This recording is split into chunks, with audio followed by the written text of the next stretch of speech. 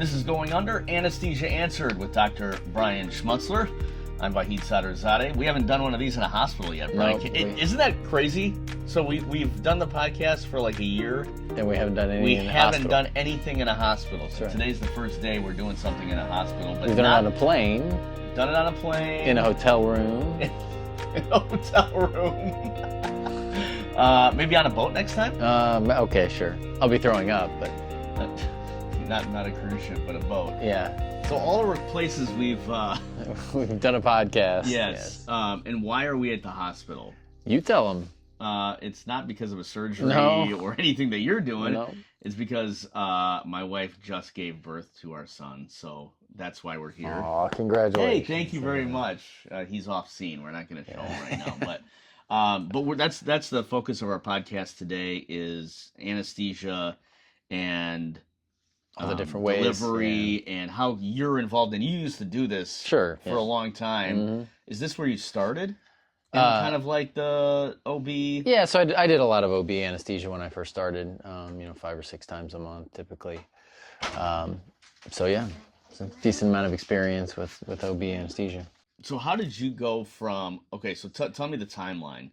And if you want to watch the full timeline of kind of Brian's rise up to fame. Oh yeah, right. We can go to the first podcast, then I'll link it. But talk about when you graduated, you got your degree, you did your residency, you got your PhD, and then did you start in OB? Yeah, I mean, it was part of the practice I was in, so I did a little bit of everything. OR anesthesia, open heart, thoracics, blocks, and then we had in-house OB anesthesia when I first started. So I do that maybe 4, 5, 6 times a month. So do 6, 7 procedures per 24-hour period in-house. So was it, and then kind of the different, let's lay out the different kinds. Yeah, because we experienced that over the course of the last 48 hours. So the most common thing we do for OB anesthesia for anybody having a baby is an epidural. So that's a little tiny tube that we insert in a little space between where the cerebral spinal fluid is and the bones, basically. And so we deliver some local anesthetic or numbing medicine there. That medicine bathes those nerves and basically gets you numb from, I don't know, maybe mid-chest, maybe a little bit lower, all the way down. And I know they kind of give you the 411 on, maybe what's good about it, what's not so good about it. But a lot of women decide to do that, and a lot of women decide to pass on it. What are the risks associated with doing that? Yeah, I mean, it's pretty safe. In general, the risks that we tell people are infection and bleeding. Anytime you put a needle in the skin, there's a chance of that. That's infinitesimally small. What we call a post-dural puncture headache. So if that tip of that needle goes a little bit too far and actually punctures a little sac and the cerebral spinal fluid starts to come out, they can give you a headache afterwards. Some things we can do to fix that. Initially, what we used to do was a epidural blood patch where you take some blood out of, say, a vein in your arm and then put it in the epidural space, and that'll seal up that hole, which causes the headache to go away. Later on, when I was doing OB anesthesia, we switched to kind of doing what's called a sphenopalatine ganglion block, which is basically where we put some numbing medicine up the nose, and it numbs up all the nerves to control basically the headache portion, the meninges, the headache portion of the brain. So I had done the majority of those for post-dural puncture headaches. So those are probably the 2 most common things. The risk of a lot of women worry about paralysis and long-term effects. Really, really small chance of that. Some pain on the back, some bruising, that sort of stuff. Really, that's about it. I mean, I guess the scariest is the numbing. No, I mean the numbing feeling. Yeah, so long-term paralysis or nerve effects is also really, really rare. 1 in probably 2 to 5 million, I think, is what the data would say. Probably the scariest thing is an epidural hematoma. So that's if for some reason platelets are low or you're on blood thinners or something like that, and you get a bleed into that epidural space and starts to push on the nerves. That can cause a big issue. But that's, again, we don't do epidurals usually in patients who have platelets less than, some say 100, some say 80. Even then, we watch pretty closely, or that are on blood thinners and aren't off for an appropriate amount of time. So I can tell you from experience from yesterday, not a ton of experience, but and I didn't ask my wife this, what the most painful part was it putting the needle in Usually putting the needle in. Yeah, what's it putting the needle in? Probably the first one. The first needle is the numbing medicine. That feels like getting a Novocaine shot at the dentist. She said like the person who, the CRNA who was administering this said a bee sting. Yeah. A bee sting that hurts a little more than a bee sting. It wasn't that bad. Oh, it wasn't that bad, she said, but she was a trooper, so all right, fair enough. I would have been screaming all the way to the door. The other needle put through that numb spot. It's usually what we call a TUI needle, so it's like a dull needle with a little curve at the end of it, and so that usually is not too bad. It does hurt a little bit. Sometimes we have to redirect if we can't get in the right spot, and if you hit bone, sometimes that's a little bit uncomfortable. But overall, women do pretty well with an epidural. Yeah, so I think like it was pretty immediate, yeah, right? Within 10 minutes, probably 10, 15 minutes. And then, so talk about the narcotic piece of this, because I think like throughout the, I mean, when they bring it in, they have it in a lockbox, right. so you can't access it. The patient actually has to hit the drip button. Yeah, so that's a PCEA. So we can talk about that. Yeah.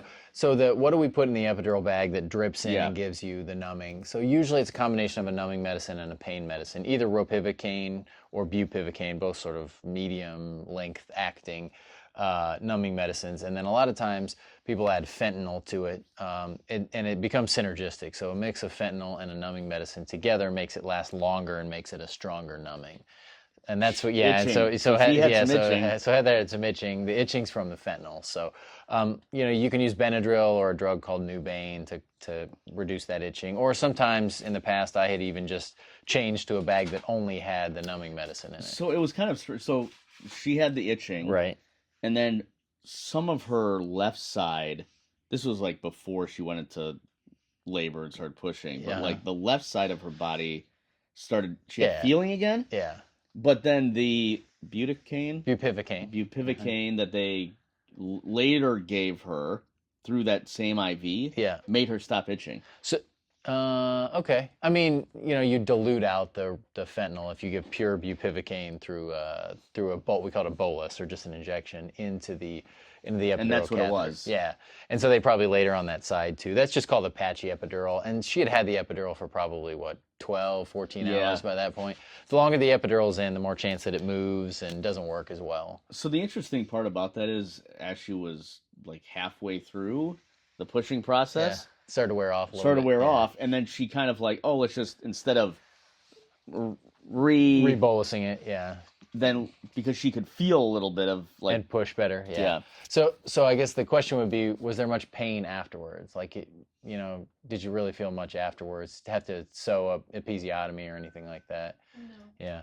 So as women progress and get much closer to delivering the baby, it's really hard for that epidural to work because the nerves, it's really the sacral nerves at that point that they're feeling, and the epidural doesn't usually cover that quite as well. So feeling stuff as you push is pretty normal. Comes back. Yeah. And that's all natural childbirth, right? Vaginal. Well, but I mean, the literature. But you use that for C-sections too? So you can use an epidural. So for instance, if Heather would have gone to C-section, let's say last night, they may have just used the epidural and given a bolus of a stronger medication, lidocaine, 2% lidocaine through the epidural to get her totally numb for the C-section.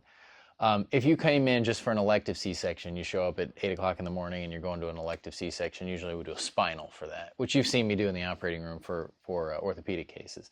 So that's giving really strong medicine that doesn't last. Yeah, it's not that long. It's not that long. That's giving really strong medicine that doesn't last for a real long time. Gives you about 2.5, maybe 3 hours of pure numbness. So just like when we do the total knees and total hips, totally numb from belly button all the way down to feet, can't move at all. A little different when you have the epidural. It's not as what we call dense. So you're not as numb, still a little bit of movement. But anyway, so going to C-section, had she gone to C-section, we probably would have used the epidural and just injected a little bit of additional numbing medicine through that epidural. So she could be awake so the baby doesn't feel any of that. Yeah. Because if you put them completely under. Right. So the medicine that we give for a general anesthetic, so totally asleep, tube in, that inhaled anesthetic, and even the IV anesthetics like propofol will cross the placenta and get to the baby. And so a lot of times if we have to do a general, it is what it is, we do it, and babies are usually fine, but sometimes it can cause a little bit of the baby being sleepy, or what they say floppy, not moving around very much, just like they had an anesthetic. So we prefer, and it's safer in general, to do a spinal or an epidural for. Because the epidural doesn't go through so there's some debate on that. There probably a little bit of that fentanyl in the epidural space goes through the placenta, and maybe a little bit of the numbing medicine, but it's so dilute by that point because it's got to go from the epidural space all the way to absorb into the walls of the right, and then all the way to the placenta, and then absorbing through the placenta, as opposed to IV or inhaled anesthetics go directly to that placenta and then cross over to the baby. So it's much less, right? Even if some went over, it's much less. So you did that for 5 years, you said? Yeah, give or take, yeah. And how many cases? Oh, man. How many babies? Whew, thousands, let's say 5 times a month, 12 months in a year, that's 60 times 5 years is 300 times 7. So 2,500, give or take, 2,000, 2,500. And you did it all, basically, C-section? Yeah, did it all. Yeah. Wow, unbelievable. So, does that cover all the bases of labor and delivery? Yeah, so those are probably the big things: epidural, spinal, general anesthetic for labor and delivery. Or some women choose to get nothing, and so you just deliver naturally. In some rural hospitals, if you don't have anesthesia in-house and you come in and the baby's ready to go, and you have to go to C-section, sometimes they'll do that with just local anesthetic. So they just put a little numbing medicine in the skin and then cut, and then in the next layer down and cut, and then at the uterus and cut. That's not ideal, right? But it happens. My wife's giving a face right now. Yeah, she does not like that. So those are probably the only ways really you could go. There is a guy in St. Louis who has done some of these, some labor epidurals and even C-section, or labor numbing and C-sections under the blocks that we talk about, the ESP blocks, or rectus spinae plane blocks, and has had pretty decent success with that as well. So that's another option. Now that's academic medicine, not a normal thing, right? This is for somebody who maybe has like a spine deformity and they can't get an epidural, or they can't get a spinal, some other option for that. How long does the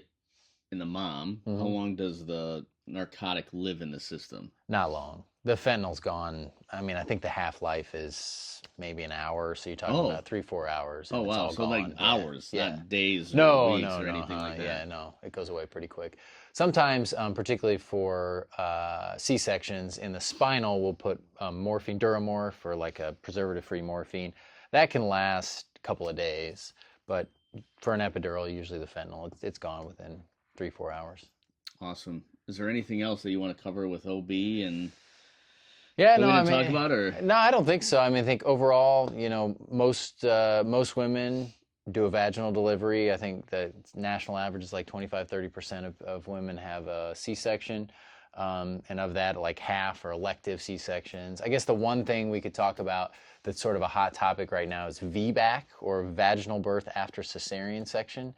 So there's a big push now in the literature for the OBGYNs that women who have had a C-section but are good candidates to try to have a vaginal birth afterwards do it.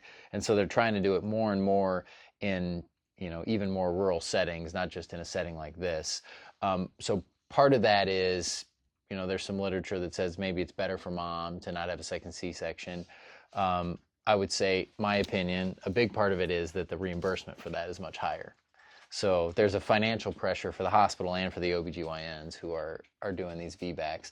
So, in a place where we are, in a big hospital that does 4,000 deliveries a year, doing a VBAC is nothing, right? You've got an in-house anesthesia provider, you've got in-house OB, fine.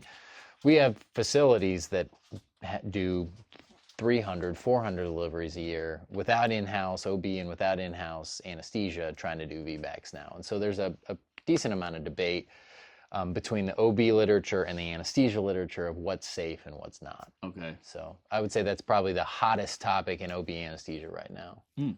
The one question that we got asked, because if, what was it, Heather? It was like, are you planning to have more children? Mm-hmm. Yeah.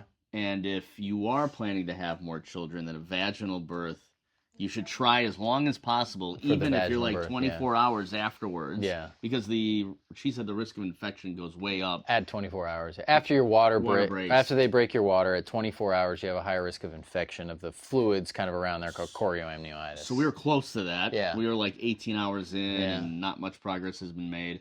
And so she asked us the question, like, are you okay with doing a C-section? How did you answer that? How did you answer having more babies? I said no. Actually, I let my wife answer no. Fair enough. She said no. No, yeah. But that's the question that comes up. Like, if you're planning to have more babies, then you should try to do a vaginal delivery. Yeah. So every time you cut the uterus open for a C-section, it's a higher chance that the next time the uterus won't hold together as it grows to incorporate or to accommodate the baby. And so, yeah, if you're going to have 4, 5, 6 more babies, you want to stay away from a C-section if at all possible.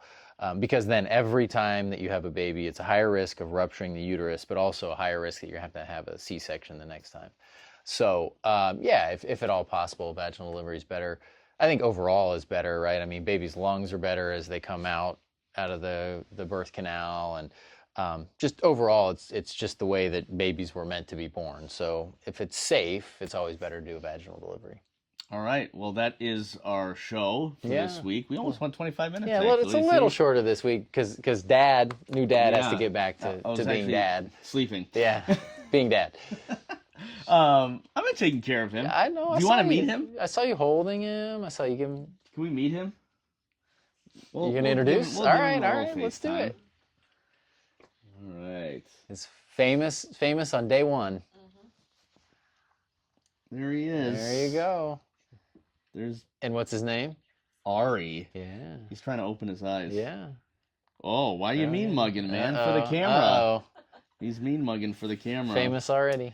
Next time we are gonna do CTE. Okay. Yeah. And we're gonna try to have Bronson on the show, but CTE because a recent development came up on that. And I honestly, I think it's just really interesting topic. It is. To discuss medically.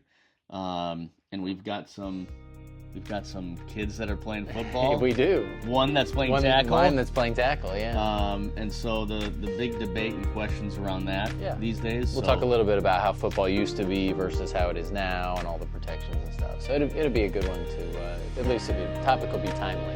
Yes, it will. Do you want to? I'm good, thank you. Good. This has been Going Under, Anesthesia Answered with Dr. Brian Schmutzler and Ari. And we'll the real star of the show. And we'll see you in the next one.